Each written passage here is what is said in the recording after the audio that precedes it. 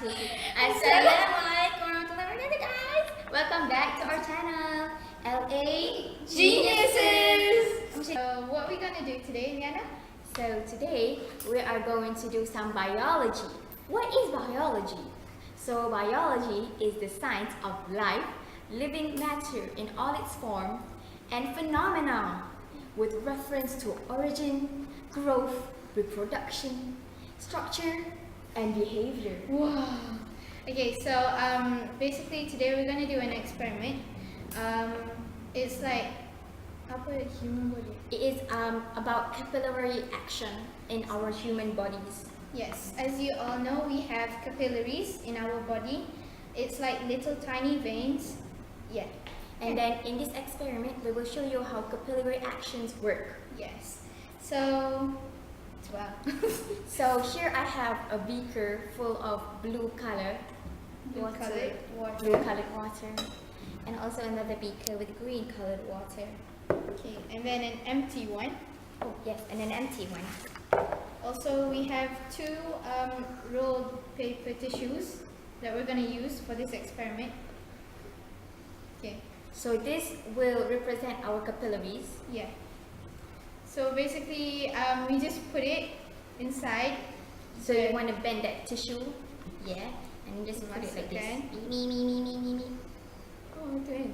So, and then, as you can see, it gradually like seeps into the tissue. Can? Yes. Cuba close up sikit.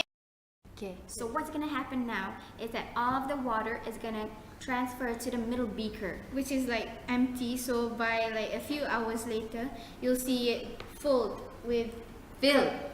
Okay. So after a few hours, it's gonna be filled with colored water, basically, because the water transfers from this beaker to the empty one. And this one will travel through this one. Okay, so how is this experiment related to our body? So capillary action is the ability. So basically, capillary action is the ability of a liquid to flow in narrow spaces without assistance of external forces like gravity. Sebab, like, if you can see, we don't even move this thing, and it's like transferring to the other beaker. And so basically, the liquid represents the blood, right?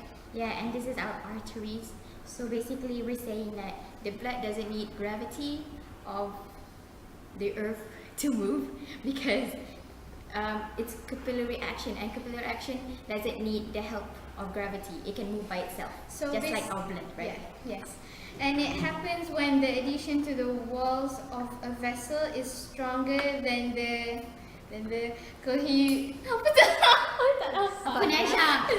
So this happens because the adhesion of the walls of a vessel are stronger. Yeah, are stronger than the cohesive forces of water molecules. Yes. So for example, this thing has a stronger adhesion than the water molecules cohesive thingy. That's why it can go up there, because the arteries... Also, it's narrow. Yeah, so narrow. It forces the liquid to follow up the arteries and travel without the help of gravity.